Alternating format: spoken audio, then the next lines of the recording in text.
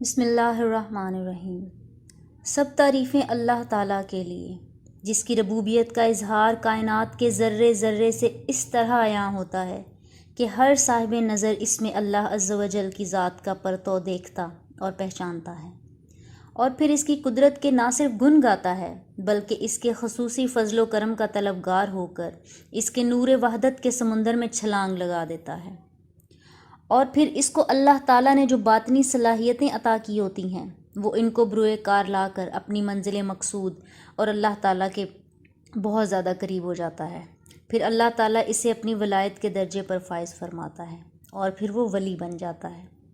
جب ولی اپنے درجات کی بلندی کے لیے تگ و دو کرتا ہے تو پھر وہ درویش، کتب، غوث، فقیر اور نہ جانے کیا کیا مقامات وحدیت طے کرتا ہوا اللہ تعالیٰ سے اس قدر قریب ہو جاتا ہے کہ وہ جو کچھ بھی اپنے منہ سے نکالتا ہے وہ اللہ کے حکم سے فوراً پورا ہو جاتا ہے۔ حضرت سلطان باہو رحمۃ اللہ تعالیٰ علیہ اپنے دور میں مادرزاد ولی تھے۔ آپ رحمۃ اللہ تعالیٰ علیہ نے مسلسل 30 سال کی ریاضت و مجاہدہ کے بعد وہ مقام بلند پایا جس تک پہنچنا ہر ایک کے بس کی بات نہ تھی۔ حضرت سلطان باہو رحمۃ اللہ تعالیٰ علیہ نے اپنی 150 سے زائد کتب میں انتہائی قابل قدر طریقے سے لوگوں کے دلوں کے مضطرب تاروں کو چھو کر ان کو بھٹکتے ہوئے راہ سے راہ مستقیم دکھایا۔ اس کے علاوہ لوگوں کی اخلاقی تربیت کا بھی فریضہ انجام دیا۔ حضرت سلطان باہو رحمۃ اللہ تعالیٰ علیہ کے والد ماجد کا نام حضرت سلطان بازید رحمۃ اللہ تعالیٰ علیہ تھا، جو کہ نہایت نیک، صالح، پابند صوم و صلات، حافظ قرآن، فقیہ اور نہایت ہی شریف النفس انسان تھے۔ اولاد کی طلب نے حضرت بازید رحمۃ اللہ تعالیٰ علیہ کو وسط عمر میں نکاح پر مجبور کر دیا، اور آپ نے اپنے خاندان کی ایک دیندار، متقی اور پرہیزگار خاتون بی بی راستی سے شادی کر لی تھی۔ چونکہ بی بی راستی ایک عابدہ خاتون تھیں اور ان کی پرہیزگاری اور عبادت گزاری نے حضرت بازید رحمۃ اللہ تعالیٰ علیہ کے دل میں محبت الہی کو جوش زن کر دیا تھا۔ جب حضرت بازید محمد رحمۃ اللہ تعالیٰ علیہ کو اس بات کا پتہ چلا کہ بی بی راستی حاملہ ہیں تو اس سلسلے میں آپ نے بارگاہ الہی میں بے شمار دعائیں مانگ رکھی تھیں، کیونکہ آپ کو ایک وارث کی اشد ضرورت تھی۔ اس لیے آپ فوراً سجدے میں چلے گئے اور آپ کی زبان مبارک سے یہ الفاظ گونجنے لگے، اور اللہ تعالیٰ ہی بہتر وارث دینے والا ہے۔ اس کے بعد حضرت بازید محمد رحمۃ اللہ تعالیٰ علیہ شور کوٹ منتقل ہو گئے۔ میاں بیوی دونوں دن رات اللہ کا ورد کرتے اور شور کوٹ کے در و دیوار اور فضا اللہ کی صدا سے جھومنے لگتے۔ حضرت سلطان باہو رحمۃ اللہ تعالیٰ علیہ ابھی بچے ہی تھے کہ آپ کے والد ماجد حضرت بازید محمد رحمۃ اللہ تعالیٰ علیہ شور کوٹ میں وفات پا گئے، اور وہیں حضرت شیخ طلحہ رحمۃ اللہ تعالیٰ علیہ کے مزار مبارک کے قریب شور کوٹ میں مدفون ہوئے۔ آپ کی والدہ نے آپ کا نام باہو رکھا، اور آپ کے اس نام کو آپ کے والد محترم نے بھی بے حد پسند کیا، اور اس نام نے کائنات عالم میں بے پناہ شہرت پائی۔ خود حضرت سلطان باہو رحمۃ اللہ تعالیٰ علیہ کو اپنے اس نام سے بے حد پیار تھا، اور آپ تمام عمر اپنی والدہ کے ممنون رہے، کیونکہ اگر اس نام کو الٹ دیا جائے تو یہی نام اللہ تعالیٰ کی ایک صفت وہاب بن جاتی ہے۔ آپ کی ولادت باسعادت 1039 ہجری میں شور کوٹ میں ہوئی۔ گو کہ قرآن پاک میں اولاد کو فتنہ یعنی آزمائش قرار دیا گیا ہے، لیکن آپ پیدائشی ولی تھے، اور اسی بنا پر حضرت بازید محمد رحمۃ اللہ تعالیٰ علیہ خوشی سے دیوانے ہو گئے تھے، اور بار بار بارگاہ الہی میں سربسجود ہو کر ذات ربانی کا شکر ادا کرتے تھے۔ آپ کی والدہ کو قبل از ولادت بشارت دی گئی تھی کہ تمہاری گود میں ایک ولی کامل کا ظہور ہوگا، جس کے فیض سے روئے زمین کے لوگ فیض یاب ہوں گے۔ بچپن میں ہی آپ کی کرامت ایک یہ بھی معلوم پڑتی ہے کہ شیر خوارگی کے زمانے میں ماہ رمضان آ گیا، اور اس پورے ماہ میں آپ نے سحری سے لے کر افطاری تک دودھ نہ پیا۔ جب پہلے روز ایسا ہوا اور افطاری کے وقت آپ نے دودھ نوش فرمایا تو والدین کو تعجب ہوا، اور جب مسلسل 3-4 روز تک ایسا ہوا تو والدین کو تشویش لاحق ہو گئی۔ ایسے میں حضرت بازید محمد رحمۃ اللہ تعالیٰ علیہ آپ کو گود میں اٹھائے ایک طبیب کے پاس لے گئے، اور بچے کے دودھ نہ پینے کی شکایت کی اور پوچھا کہ بچے کو کوئی تکلیف تو نہیں ہے۔ طبیب نے خوب اچھی طرح بچے کو دیکھا، اور پھر اپنے تجربات کی روشنی میں حضرت بازید رحمۃ اللہ تعالیٰ علیہ سے مخاطب ہو کر کہنے لگے، بظاہر تو آپ کے فرزند کو کوئی بیماری نہیں ہے، لیکن کبھی کبھی ایسا ہوتا ہے کہ بچہ کسی وجہ کے دودھ نہیں پیتا۔ اگر مسلسل 24 گھنٹے تک بچے کی یہی کیفیت رہے تو مجھے بتائیے گا۔ ایسے میں حضرت سلطان باہو رحمۃ اللہ تعالیٰ علیہ نے حسب عادت صبح سے شام تک دودھ نہ پیا، مگر جب افطاری کے بعد نماز مغرب سے فارغ ہو کر بی بی راستی نے انہیں دودھ پلایا تو آپ نے انتہائی ذوق و شوق سے دودھ پیا۔ جب اوپر تلے یہی واقعہ 3-4 روز تک ہوا تو حضرت سلطان زید محمد پر پریشانی لاحق ہوئی اور وہ ایک بار پھر طبیب کے پاس جانے لگے تو ان کی بیوی حضرت بی بی راستی نے ان کو روکتے ہوئے کہا کہ آپ پریشان نہ ہوں، آپ کا بیٹا کسی مرض میں مبتلا نہیں ہے بلکہ روزے سے ہے، اور کوئی روزہ دار روزے کے دوران کس طرح کچھ کھا پی سکتا ہے۔ حضرت سلطان زید محمد رحمۃ اللہ تعالیٰ علیہ نے حیرت بھری نگاہوں سے اپنی بیوی کو دیکھا اور پوچھا، تم یہ بات کیسے کہہ رہی ہو؟ اس پر بی بی راستی یوں گویا ہوئیں، آپ خود دیکھ رہے ہیں کہ سحری سے افطاری تک جس وقت بھی میں دودھ پلانا چاہتی ہوں یہ انکار کر دیتا ہے، اور جب اسے افطاری کے بعد دودھ پلاتی ہوں تو یہ خوب سیر ہو کر اطمینان سے دودھ پیتا ہے اور سارا دن مجھے تنگ نہیں کرتا۔ اپنی بیوی کی یہ بات سن کر حضرت زید محمد رحمۃ اللہ تعالیٰ علیہ کے چہرے پر رونق آ گئی اور آپ فوراً سجدہ تشکر میں گر گئے اور بارگاہ الہی میں شکر ادا کیا کہ ان کا بیٹا پیدائشی ولی ہے۔ جب یہ بات آہستہ آہستہ آس پاس کے علاقوں میں پھیلی تو لوگ جوک در جوک حضرت سلطان باہو رحمۃ اللہ تعالیٰ علیہ کی زیارت کرنے کے لیے آنے لگے۔ حضرت سلطان باہو رحمۃ اللہ تعالیٰ علیہ کے بچپن کا واقعہ۔ جب حضرت سلطان باہو رحمۃ اللہ علیہ اس قابل ہو گئے کہ اب خود اپنے پاؤں سے چل کر گھر سے باہر جانے لگے تو آپ کی آنکھوں میں موجود ستاروں جیسی چمک نے اور چاند جیسی روشن پیشانی نے شور کوٹ میں ایک ہنگامہ برپا کر دیا۔ آپ کی یہ عادت تھی کہ گھر سے نکلتے ہی سر جھکا کر چلنے لگتے، لیکن اگر راستے میں چلتے ہوئے آپ نے نظر اٹھا کر کسی مسلمان کی طرف دیکھ لیا تو اس کے جسم پر لرزہ طاری ہو جاتا تھا اور وہ بے ساختہ پکار اٹھتا تھا، واللہ یہ کوئی عام بچہ نہیں ہے بلکہ اس کی آنکھوں میں ایک عجیب سی چمک ہے اور ایسی روشنی ہے جو کہ براہ راست دلوں کو متاثر کرتی ہے۔ ایسے میں اگر آپ کی نظر کسی ہندو پر پڑ جاتی تو وہ فوراً اپنا آبائی مذہب چھوڑ کر کلمہ طیبہ بآواز بلند پڑھ کر مسلمان ہو جاتا۔ جب ایسے واقعات پے در پے رونما ہونے لگے تو اس سے مقامی ہندوؤں میں کھلبلی مچ گئی اور ان کے بڑے کی ایک جماعت اکٹھی ہو کر حضرت زید محمد رحمۃ اللہ تعالیٰ علیہ کے پاس حاضر ہوئی اور آپ کے بیٹے حضرت سلطان باہو رحمۃ اللہ تعالیٰ علیہ کی شکایت کی کہ آپ کے بچے نے ہم پر ظلم و ستم کر رکھا ہے، جس کسی پر بھی اس کی نظر پڑتی ہے وہ اپنے مذہب سے بیزار ہو کر مسلمان ہو جاتا ہے، جس سے شور کوٹ کے ہندوؤں کا مذہب خطرے میں پڑ گیا ہے۔ حضرت زید محمد رحمۃ اللہ تعالیٰ علیہ اس عجیب و غریب شکایت پر حیران ہوئے، پھر کچھ دیر سوچنے کے بعد بالآخر ہندوؤں کی جماعت سے اس طرح مخاطب ہوئے، آپ ہی بتائیں اس سلسلے میں کیا کر سکتا ہوں؟ کمزوری تو ان لوگوں کی ہے جو اپنا مذہب بدل لیتے ہیں، اس میں میرے بیٹے کا کیا قصور ہے؟ میں اسے نظر اٹھا کر دیکھنے سے باز کس طرح کر سکتا ہوں؟ ہندو بیک زبان ہو کر بولے، قصور ان کے نگران کا ہے کہ انہیں وقت بے وقت باہر لے کر آ جاتی ہے۔ حضرت زید محمد رحمۃ اللہ تعالیٰ علیہ نے استہجایہ لہجے میں پوچھا کہ آپ لوگ بڑا عجیب قسم کا مطالبہ کر رہے ہیں، نگران کے بازار جانے پر کس طرح پابندی لگائی جا سکتی ہے؟ ہندو بولے، آپ بچے کی سیر کے لیے وقت مقرر کر دیں۔ ان کی اس بات کو حضرت زید محمد رحمۃ اللہ تعالیٰ نے مان لیا اور بچے کی نگران کو سختی سے حکم دیا کہ وہ ایک مقررہ وقت پر حضرت سلطان باہو رحمۃ اللہ تعالیٰ علیہ کو بازار لے کر جایا کرے۔ بعض روایات کے مطابق آپ کے پاؤں سے چھوٹی چھوٹی گھنٹیاں باندھ دی گئیں تاکہ آپ وقت بے وقت گھر سے نکلیں تو لوگ گھنٹیوں کی آواز سے پہچان سکیں کہ حضرت سلطان باہو رحمۃ اللہ تعالیٰ علیہ تشریف لا رہے ہیں اور لوگ ادھر ادھر ہو سکیں۔ بہرحال ہندوؤں کی جماعت مطمئن ہو کر واپس چلی گئی اور جاتے ہی انہوں نے ایسے انتظامات شروع کر دیے اور کئی لوگوں کو خاص طور پر اس بات کے لیے مقرر کیا کہ جب سلطان باہو اپنے نگران کے ہمراہ بازار کی جانب آئیں تو وہ بآواز بلند اس بات کا اعلان کرتے جائیں۔ چنانچہ جیسے ہی حضرت سلطان باہو رحمۃ اللہ تعالیٰ علیہ گھر سے نکلتے، ہندوؤں کے نقیب شور مچانا شروع کر دیتے، ہوشیار باش، بچہ بازار کی جانب آ رہا ہے۔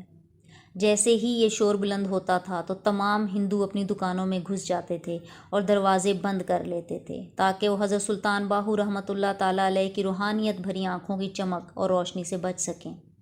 راہ چلنے والے ہندو ہوشیار ہو کر ادھر ادھر بھاگ جاتے تھے۔ ہندو پنڈتوں نے سب کو ہدایت کر رکھی تھی، بچہ جہاں کہیں بھی نظر آئے اس کی طرف دیکھنے سے گریز کریں اور پیٹھ موڑ کر کھڑے ہو جائیں، لیکن اس بات اور اتنی بندشوں کے باوجود بھی جو کوئی ہندو حضرت سلطان باہو رحمۃ اللہ تعالیٰ علیہ کی آنکھوں کی زد میں آ جاتا، وہ اس کتاب نہ لاتے ہوئے مسلمان ہو جاتا تھا۔ اس طرح شور کوٹ اور اس کے گرد و نواح کے سینکڑوں ہندو مسلمان ہو گئے، اور اس طرح آپ نے حضور نبی کریم صلی اللہ علیہ وآلہ وسلم کی اس حدیث پاک کا عملی مظاہرہ بھی کیا: مومن کی فراست سے ڈرو، وہ اللہ تعالیٰ کے نور سے دیکھتا ہے۔ سبحان اللہ۔ جہاں تک حضرت سلطان باہو رحمۃ اللہ تعالیٰ علیہ کی ظاہری تعلیم و تربیت کا تعلق ہے، اس بارے میں کسی معتبر ذرائع سے علم نہیں ہو پاتا کہ آپ نے ظاہری تعلیم کن اساتذہ سے حاصل کی یا نہیں کی۔ اکثر تذکرہ نگاروں کے خیال میں آپ ظاہری علوم سے بہرا تھے، کیونکہ حضرت سلطان باہو رحمۃ اللہ تعالیٰ علیہ نے اپنی تصانیف میں اکثر اس بات کا ذکر کیا ہے کہ مجھے ظاہری علم حاصل نہیں تھا، لیکن غیبی کے باعث مجھے علم باطن کی فتوحات بے شمار حاصل تھیں کہ انہیں بیان کرنے کے لیے کئی دفتر درکار ہیں۔ آپ کی والدہ کا پایہ روحانیت میں بلند تھا، اور بچے کا نام جو باہو رکھا تو وہ اس بنا پر کہ ذات الہی کی معرفت تک ان کی رسائی ہو چکی تھی، تو معلوم یہ ہوتا ہے کہ اس سے پہلے ہی بذریعہ مکاشفہ یا الہام انہیں اس بچہ کے مرتبہ بلند کی اطلاع مل چکی تھی۔ چنانچہ انہوں نے اس انداز میں آپ کی تربیت کرنی شروع کی کہ جو کہ عرفان الہی کے لیے موزوں تھی۔ اپنی والدہ ماجدہ کا ذکر ہو اور ان کی لطافتوں کا حصول ہمیشہ آپ کے پیش نظر رہا، کیونکہ ان کی والدہ کا دل معبود حقیقی کی محبت سے لبریز تھا۔ حضرت سلطان باہو رحمۃ اللہ علیہ فرمایا کرتے کہ میری والدہ کو ایسا ذکر خفی حاصل تھا کہ آنکھوں سے خون نکلتا تھا، اور یہ حال مجھ پر بھی وارد ہوا، اس کو حضور حق کہتے ہیں۔ حضرت سلطان باہو رحمۃ اللہ تعالیٰ علیہ جب سن بلوغت کو پہنچے تو آپ کے دل میں حقیقت اسرار الہی اور رسول اللہ صلی اللہ علیہ وآلہ وسلم جاننے کی تڑپ پیدا ہوئی، تو اس وجہ سے آپ کے اندر ایک جذبی کیفیت پیدا ہو گئی۔ حضرت سلطان باہو رحمۃ اللہ تعالیٰ علیہ اپنے وقت کے کئی بزرگوں کے پاس گئے اور ان کی صحبت میں رہے، اور وہاں سے روحانی استفادہ بھی ضرور حاصل کیا۔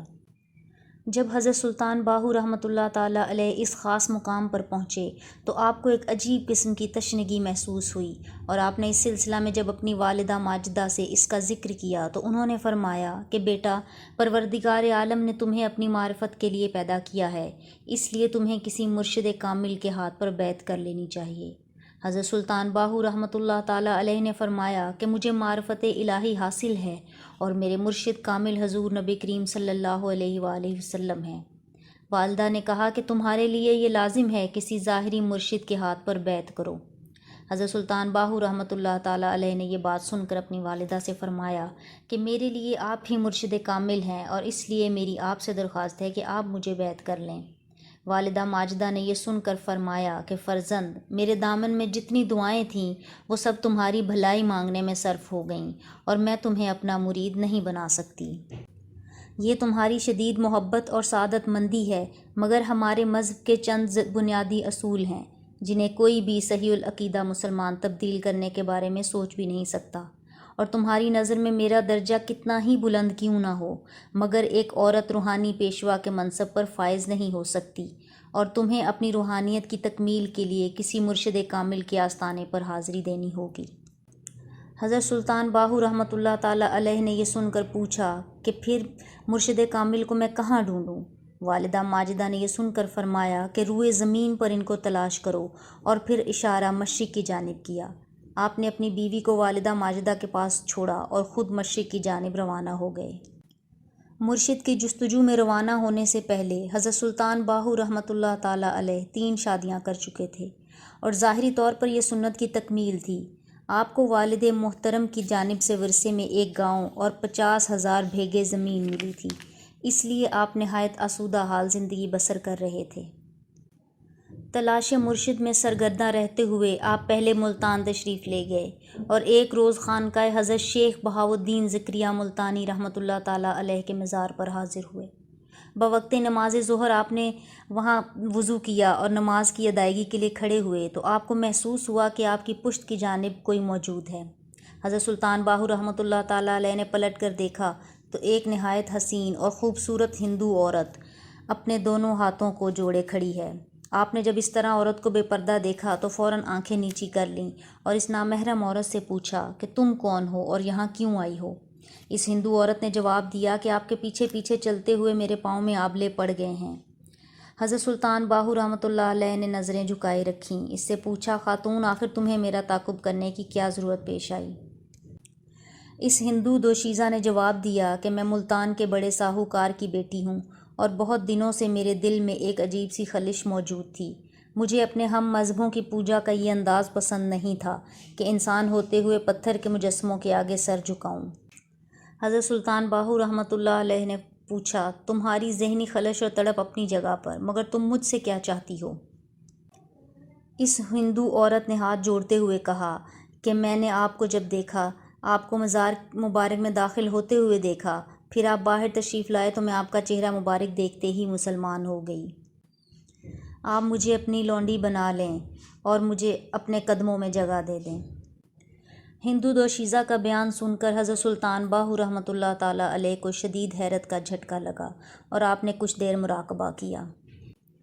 اس کے بعد حضرت سلطان باہو رحمۃ اللہ تعالیٰ علیہ نے ہندو دوشیزہ کو کلمہ طیبہ کی تلقین کی، اور جب اس ہندو عورت نے کلمہ طیبہ پڑھ کر اللہ تعالیٰ کی وحدانیت اور حضور نبی کریم صلی اللہ علیہ وآلہ وسلم کی رسالت کا اقرار کر لیا تو آپ نے اسے اپنے ہمراہ لیا اور شہر کی جانب واپس لوٹ آئے۔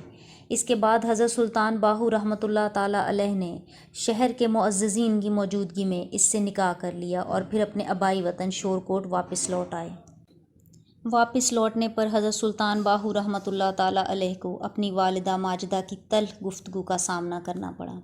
حضرت بی بی راستی رحمۃ اللہ تعالیٰ علیہ نے فرمایا کہ اللہ تعالیٰ نے تجھے اپنی معرفت کے لیے پیدا کیا ہے، نہ کہ بہت سی شادیوں کے لیے۔ اس وقت حضرت بی بی راستی رحمۃ اللہ تعالیٰ علیہ کے چہرہ مبارک پر نہایت ہی ناخوشگوار تاثرات نمایاں تھے۔ حضرت سلطان باہو رحمۃ اللہ تعالیٰ علیہ نہایت ہی مؤدبانہ انداز میں گویا ہوئے، مادر محترم مجھے معرفت الہی حاصل ہے۔ حضرت بی بی راستی رحمۃ اللہ تعالیٰ علیہ نے فرمایا کہ جب تک تم اپنا ہاتھ کسی مرشد کے ہاتھ میں نہ دو گے تمہیں معرفت الہی حاصل نہیں ہوگی۔ حضرت سلطان باہو رحمۃ اللہ تعالیٰ علیہ نے پوچھا کہ اب آپ ہی بتائیں کہ میں مرشد کو کہاں تلاش کروں؟ حضرت بی بی راستی رحمۃ اللہ تعالیٰ علیہ نے فرمایا کہ روئے زمین پر ڈھونڈو۔ بی بی راستی نے فرمایا کہ اے فرزند، مجھے اس طرف سے تمہارے مرشد کی خوشبو آ رہی ہے۔ اس کے بعد جانب مشرق اشارہ کیا۔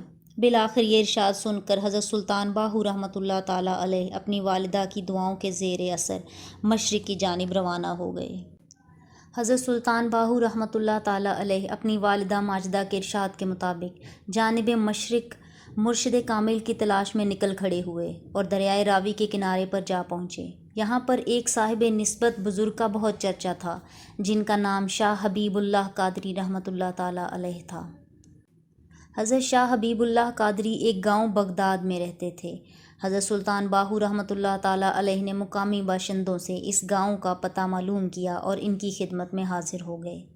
حضرت سلطان باہو رحمۃ اللہ تعالیٰ علیہ کو خاموش بیٹھا دیکھ کر حضرت شاہ حبیب اللہ قادری رحمۃ اللہ تعالیٰ علیہ نے ان سے دریافت کیا کہ صاحبزادے تم یہاں کس مقصد کے لیے آئے ہو؟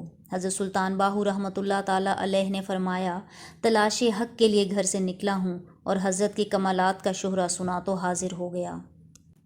حضرت سلطان باہو رحمۃ اللہ تعالیٰ علیہ نے وہ رات خانقاہ میں ہی بسر کی اور اگلے روز صبح کو انتظامیہ سے پانی بھرنے کے لیے مشک طلب کی اور خالی مشک لے کر دریا کے کنارے پہنچے اور خشک مشک کو پانی سے لبریز کیا اور خانقاہ میں حاضر ہو گئے۔ آپ نے لوگوں کو اس وقت حیران کر دیا جب آپ نے ایک ہی مشک سے پورا حمام بھر دیا، جبکہ حمام کو بھرنے کے لیے کئی مشکوں کی ضرورت ہوتی تھی۔ اس کے علاوہ باقی پانی سے آپ نے مسجد کا صحن دھو دیا۔ خانقاہ کے منتظمین اور خدام حیرت سے یہ منظر دیکھ رہے تھے۔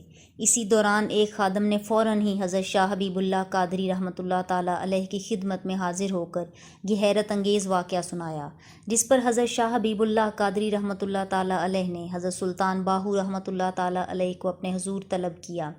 حضرت سلطان باہو رحمۃ اللہ تعالیٰ علیہ جب حضرت شاہ حبیب اللہ قادری کی بارگاہ میں پہنچے تو انہوں نے پوچھا، اے نوجوان، کیا تمہارے پاس دنیاوی مال و متاع ہے؟ حضرت سلطان باہو رحمۃ اللہ تعالیٰ علیہ نے جواب دیا کہ جی، مجھے اپنے والد محترم کی طرف سے زمینی جاگیر بطور وراثت ملی ہے۔ حضرت شاہ حبیب اللہ قادری رحمۃ اللہ تعالیٰ علیہ نے فرمایا کہ دنیاوی مال و متاع کی موجودگی میں تم راہ حق کی دشوار مسافت کس طرح طے کر سکتے ہو؟ حضرت سلطان باہو رحمۃ اللہ تعالیٰ علیہ نے آپ سے پوچھا، پھر میرے لیے کیا حکم ہے؟ حضرت شاہ حبیب اللہ قادری رحمۃ اللہ تعالیٰ علیہ نے فرمایا کہ مال دنیا کے ہوتے ہوئے تمہیں یکسوئی قلب حاصل نہیں ہو سکتی، اس لیے پہلے مال و متاع سے فارغ ہو جاؤ، اس کے بعد یکسوئی اختیار کرو۔ اتنا سنتے ہی حضرت سلطان باہو رحمۃ اللہ تعالیٰ علیہ اجازت لے کر شورکوٹ کی جانب واپس روانہ ہو گئے۔ جب حضرت سلطان باہو رحمۃ اللہ تعالیٰ علیہ گھر پہنچے تو سیدھے والدہ ماجدہ کی خدمت میں حاضر ہوئے، جس پر حضرت بی بی راستی رحمۃ اللہ تعالیٰ علیہ نے ان سے استغفار کیا کہ باہو تم اتنی جلدی کیسے لوٹ آئے، اور کیا تمہیں کوئی مرشد ملا ہے کہ نہیں؟ حضرت سلطان باہو رحمۃ اللہ تعالیٰ علیہ نے فرمایا کہ مرشد تو مل گیا ہے، مگر انہوں نے بیعت کرنے سے پہلے ایک کڑی شرط رکھی ہے۔ حضرت بی بی راستی رحمۃ اللہ تعالیٰ علیہ نے پوچھا، کیسی کڑی شرط؟ حضرت سلطان باہو نے فرمایا کہ مرشد نے حکم دیا ہے کہ سب سے پہلے اپنے دنیاوی مال و متاع سے چھٹکارا حاصل کرو اور پھر آؤ۔ حضرت بی بی راستی رحمۃ اللہ تعالیٰ علیہ نے فرمایا کہ تو بیٹے حکم شیخ پر عمل کرو۔ حضرت سلطان باہو رحمۃ اللہ تعالیٰ علیہ کی نظر سب سے پہلے اپنے نومولود فرزند اکبر نور محمد کی جانب پڑی، جو کہ گہوارے میں سوئے ہوئے تھے اور ان کی انگلی میں نظر بد سے بچانے کے لیے ایک سونے کی انگوٹھی پڑی ہوئی تھی۔ آپ نے فی الفور اس انگوٹھی کو اتارا اور مکان کے پچھواڑے گلی میں پھینک دیا۔ اس کے بعد اپنی بیویوں سے مخاطب ہو کر کہا کہ گھر میں جو کچھ مال و متاع ہے وہ بھی لے آؤ تاکہ میں ان سے نجات حاصل کر سکوں۔ بیویاں انتہائی پریشانی کی حالت میں خاموش کھڑی تھیں اور کوئی جواب نہ دے پا رہی تھیں کہ اتنے میں حضرت بی بی راستی رحمۃ اللہ تعالیٰ علیہ نے فرمایا کہ اس گھر میں مال و متاع کہاں؟ حضرت سلطان باہو رحمۃ اللہ تعالیٰ علیہ نے جواب دیا کہ اے ام محترم، آپ کا فرمان ہے کہ مال و متاع کہاں، مگر مجھے اس گھر سے متاع کی بو آتی ہے۔ حضرت بی بی راستی رحمۃ اللہ تعالیٰ علیہ نے جواب دیا کہ اگر تمہیں اس گھر سے متاع کی بو آتی ہے تو پھر خود ہی اسے تلاش کر لو۔ حضرت سلطان باہو رحمۃ اللہ تعالیٰ علیہ گھر کے ایک سنسان کونے میں گئے اور وہاں سے زمین میں دبا ہوا سارا زیور نکال کر مکان سے باہر پھینک دیا۔ پھر حضرت سلطان باہو رحمۃ اللہ تعالیٰ علیہ پر کچھ دن خصوصی توجہ فرمائی حضرت حبیب اللہ قادری رحمۃ اللہ تعالیٰ علیہ نے۔ پھر ان سے دریافت کیا کہ اب تمہیں دلی مراد حاصل ہوئی ہے یا نہیں؟ حضرت سلطان باہو رحمۃ اللہ تعالیٰ علیہ نے فرمایا کہ یا شیخ، آج جو مقامات مجھ پر منکشف ہوئے ہیں ان سے تو میں گہوارے میں ہی گزر چکا ہوں۔ اپنے مرید کی اس بات کو سن کر حضرت حبیب اللہ قادری رحمۃ اللہ تعالیٰ علیہ نے کچھ دیر سوچا، پھر وہ حضرت سلطان باہو رحمۃ اللہ تعالیٰ علیہ کی نظروں سے غائب ہو گئے۔ اس کے بعد حضرت حبیب اللہ قادری رحمۃ اللہ علیہ نے حضرت سلطان باہو کو بہت ساری آزمائشوں سے گزارا۔ اس کے بعد انہوں نے فرمایا کہ اے درویش، جس نعمت کے تم مستحق ہو وہ ہمارے امکان سے باہر ہے۔ حضرت سلطان باہو رحمۃ اللہ تعالیٰ علیہ نے فرمایا کہ یا شیخ، پھر میں کہاں جاؤں؟ حضرت حبیب اللہ قادری رحمۃ اللہ تعالیٰ علیہ نے فرمایا کہ ہم تمہاری رہنمائی کر سکتے ہیں، اب یہ تمہارا مقدر ہے کہ تم وہاں سے کتنا حاصل کرتے ہو۔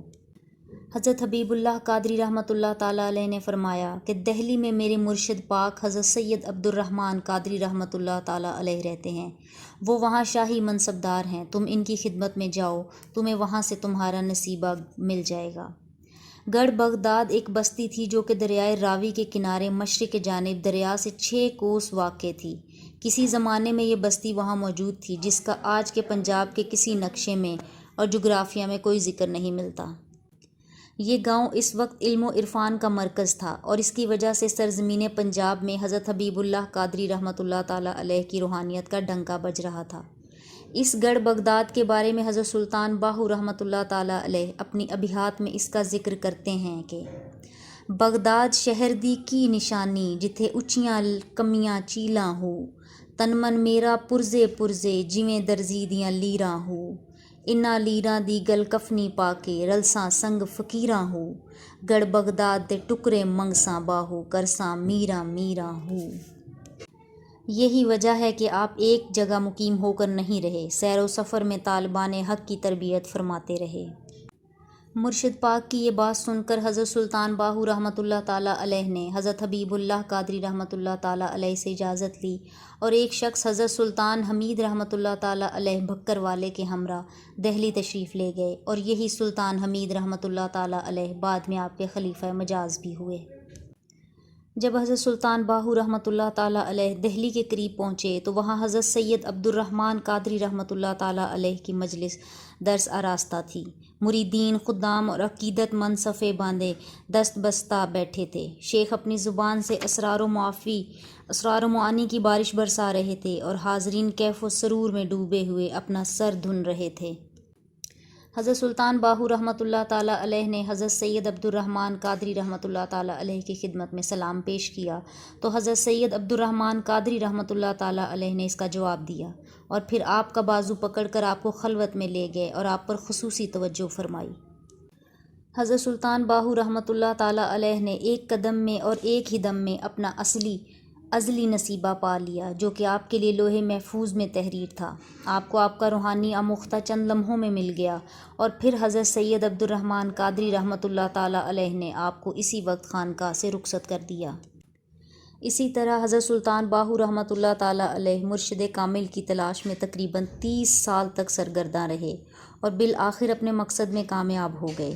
اسی سلسلے میں آپ نے شور کوٹ سے دہلی تک کا سفر کیا اور وہاں سے کامیاب و کامران واپس لوٹے اور پھر اپنے جذبات کی تسکین اور اس میں روز افزوں اضافے اور وارفتگی کے ہاتھوں مجبور ہو کر پہاڑوں، جنگلوں اور سنسان مقامات تک پہنچے تاکہ کسی طرح ان کے جذبات کی دارفتگی کے متلاطم سمندر میں ٹھہراؤ پیدا ہو سکے۔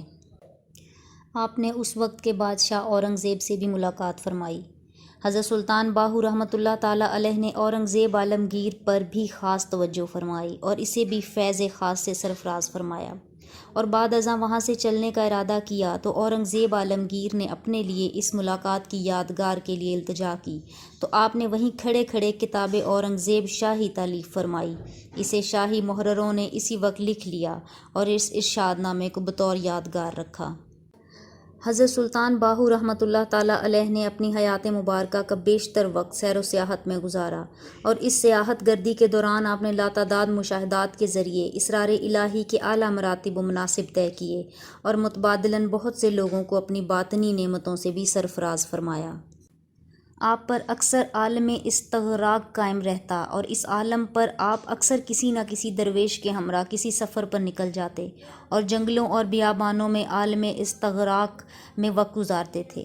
32 سال تک آپ اپنے مطلوب حقیقی اللہ عز و جل کی تلاش میں رہے اور بالآخر اپنی تلاش میں کامیاب رہے۔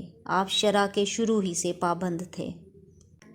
حضرت سلطان باہو رحمۃ اللہ تعالیٰ علیہ ترک دنیا سے مراد ترک محبت دنیا لیتے ہیں، کیونکہ جہاں پر دل میں دنیا کی محبت پیدا ہوئی وہاں طمع نے ڈیرے ڈال لیے اور طمع کی کوئی حد نہیں ہوتی۔ آپ فرماتے ہیں کہ دینوی لذت سے کوئی بھی اس وقت تک سیر نہیں ہوتا جب تک کہ وہ دنیا کی محبت دل سے نہ نکال دے، اور جو شخص دنیا کی محبت سے نہیں نکلتا اسے نہ قرب الہی حاصل ہوتا ہے اور نہ ہی مجلس محمدی صلی اللہ علیہ وآلہ وسلم کی حضوری، اور نہ اس کے قلب اور ہر ایک بال سے ذکر جاری ہوتا ہے۔ معرفت الہی جو اصل فتح ہے دنیا ترک کیے بغیر حاصل نہیں ہوتی۔ حضرت سلطان باہو رحمۃ اللہ تعالیٰ علیہ کے سر مبارک متوسط درجے کا گول، نہ بہت بڑا اور نہ ہی بہت چھوٹا تھا، اکثر سر منڈا ڈالتے تھے۔ آپ کی پیشانی فراق، آپ کی پلکیں اور بھویں بڑی بڑی اور موٹی اور چمکدار تھیں۔ ناک مبارک بلند، رخسار پر گوشت موزوں، نہ بالکل گول اور نہ ہی بالکل لمبوترے تھے، تھوڑی نہ بہت لمبی اور نہ ہی بہت چھوٹی تھیں۔ آپ رحمۃ اللہ تعالیٰ علیہ کی ریش مبارک گھنی تھی۔ 63 برس کی عمر میں بھی آپ رحمۃ اللہ تعالیٰ علیہ داڑھی پر مہندی لگایا کرتے تھے، مگر سارے بال سفید نہ تھے، گویا صحیح طور پر معلوم نہیں کہ سفید بال زیادہ تھے یا سیاہ۔ حضرت سلطان باہو رحمۃ اللہ تعالیٰ علیہ کی منکوحہ 4 بیویاں تھیں۔ آپ کی اولاد کی تعداد 8 تھی۔ آپ رحمۃ اللہ تعالیٰ علیہ کی تصنیفات کم و بیش 140 بیان کی جاتی ہیں۔ وصال مبارک۔ حضرت سلطان باہو رحمۃ اللہ تعالیٰ علیہ سلطان العارفین نے اس دار فانی سے تقریباً 63 برس کی عمر تک طالبان طریقت کی حق خدمت انجام دینے کے بعد حضرت سلطان باہو رحمۃ اللہ تعالیٰ علیہ سلطان العارفین نے اس دار فانی سے تقریباً 63 برس کی عمر تک طالبان طریقت اور متلاشیان حق کی خدمت انجام دینے کے بعد اور فیض لٹانے کے بعد یکم جمادی الثانی 1102 ہجری بمطابق 1691 بروز جمعرات بعہد سلطان اورنگزیب عالمگیر اس دار فانی سے کوچ فرمایا اور آپ رحمۃ اللہ تعالیٰ علیہ کو دریائے چناب کے کنارے واقع قلعہ مہرگان میں دفن کیا گیا۔ 77 سال بعد 1180 ہجری میں دریائے چناب میں شدید طغیانی آ گئی اور جس کے باعث آپ رحمۃ اللہ تعالیٰ علیہ کے مزار مبارک کے غرق ہونے کا اندیشہ لاحق ہو گیا، جس پر آپ رحمۃ اللہ تعالیٰ علیہ کے عقیدت مندوں نے آپ رحمۃ اللہ تعالیٰ علیہ کے جسد مبارک کو بستی سمندری کے قریب منتقل کر دیا اور اس تمام عرصہ میں آپ کا کفن تک میلا نہ ہوا تھا اور یہ بدستور اجلا تھا۔ پھر 157 سال بعد دریائے چناب میں دوبارہ خوفناک سیلاب آیا اور پانی کی سرکش لہریں آپ کے مزار مبارک کو چھونے لگیں، جس پر آپ رحمۃ اللہ تعالیٰ علیہ کا جسد مبارک یہاں سے بھی نکال کر گڑھ مہاراجہ ضلع جھنگ میں موجودہ جگہ آسودہ خاک کیا گیا۔ اس وقت بھی آپ رحمۃ اللہ تعالیٰ علیہ کا کفن صحیح سالم اور اجلا تھا اور آپ رحمۃ اللہ تعالیٰ علیہ کے جسد مبارک کو ذرا برابر بھی ضعف نہ پہنچا تھا۔